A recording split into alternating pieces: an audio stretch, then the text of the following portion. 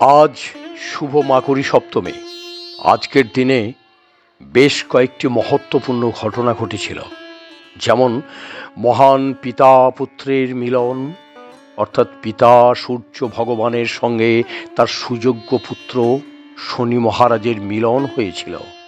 আজকের দিনেই মা গঙ্গা ভোলানাথের জটা থেকে নির্গত হয়ে রঘুবংশীয় ভগীরথের হাত ধরে এই মর্তে শুভাগমন করেছিলেন এবং মহাভারতের অন্যতম নায়ক মহামতি ভীষ্ম শরশয্যা থেকে মহাপ্রয়াণের পথে আজই গিয়েছিলেন। আজকের আলোচ্য বিষয় গঙ্গাপুত্র ভীষ্মের মহাপ্রয়াণ প্রসঙ্গ।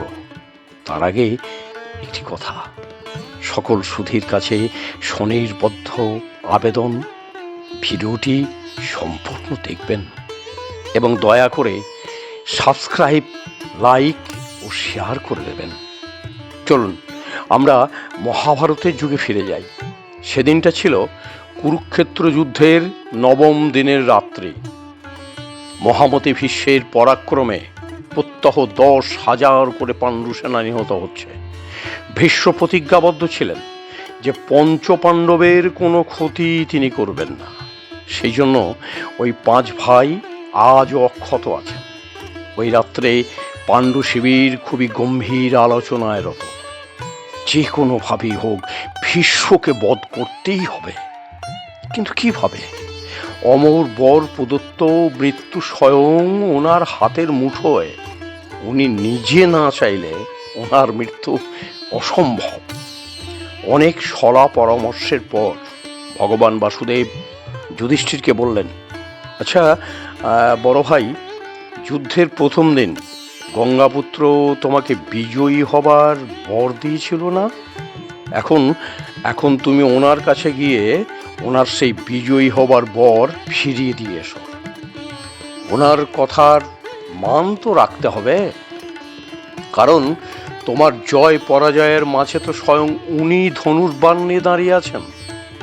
বিজয়ী হওয়ার বরদান যখন উনি দিয়েছেন, ওনার কথা তো ওনাকেই রাখতে হবে।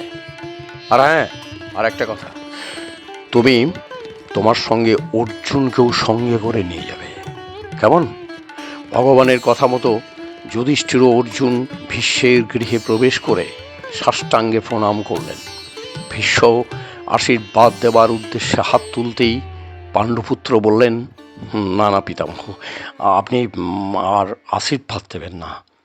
আজ আমরা আপনার বিজয়ী হবার আশীষ ফিরিয়ে দিতে এসেছি। ফিরিয়ে দিতে এসেছ? কিন্তু কেন? কারণ আমাদের বিজয়ী হবার বড় বাধা তো আপনি নিচে। আপনি থাকতে আমাদের বিজয় অসম্ভব। সেজন্য বাসুদেব বললেন, আপনার দেওয়া আশীর্বাদ আপনাকেই ফিরিয়ে দেওয়ার জন্য। অন্তর্যামী ভগবানের ইশারা মহামতি ভীষ্ম বুঝতে পারলেন এবং মৃদু হাসলেন। বললেন, বাসুদেবকে গিয়ে বলবে, আমি কাউকে কোনো জিনিস দিয়ে আর কিন্তু ফিরিয়ে নিই না। তাছাড়া যুদ্ধক্ষেত্র থেকে আমাকে সরানোর উপায় তো উনি জানেন। যদি কোনো নারী আমার সামনে আসে, আমি সঙ্গে সঙ্গে ধনুর্বাণ ত্যাগ করব। কিন্তু যুদ্ধক্ষেত্রে নারী কিভাবে আসবে পিতামহ?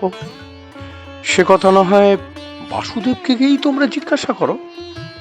পুনরায় প্রণাম সেরে 2 ভাই নিজ শিবিরে ফিরে ভগবানকে সব বললেন। সব শুনে ভগবান আদেশ দিলেন, শোনো, কাল অর্জুনের রথে শিখণ্ডীও থাকবে। সকলে অবাক হয়ে প্রশ্ন করে, শিখণ্ডী? ভগবান বলেন, হ্যাঁ, শিখণ্ডী।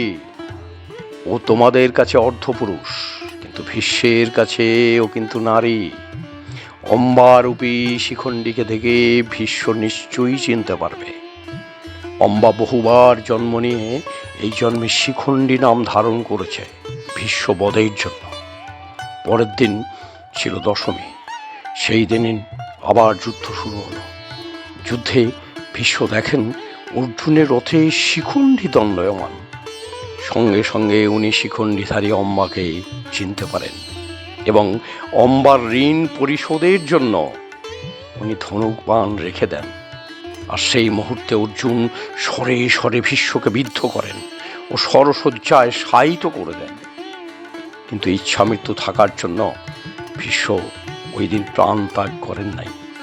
যুদ্ধ যখন শেষ হয়, যখন পাণ্ডুরা বিজয়ে প্রাপ্ত হন এবং যুধিষ্ঠির হস্তিনাপুরের সিংহাসনে আরূঢ় হন, তখন উনি ভাবেন আজ তো ধর্মরাজ্য প্রতিষ্ঠিত হলো। তাই তখন উনি সবার সামনে এবং ভগবান বাসুদেবের আশীর্বাদ মাথায় নিয়ে এই মর্তধাম ত্যাগ করেন নিজের পার্থিব দেহ ছেড়ে। সেদিনটা ছিল আজকের মতোই মাকড়ি সপ্তমীর এই শুভ দিন।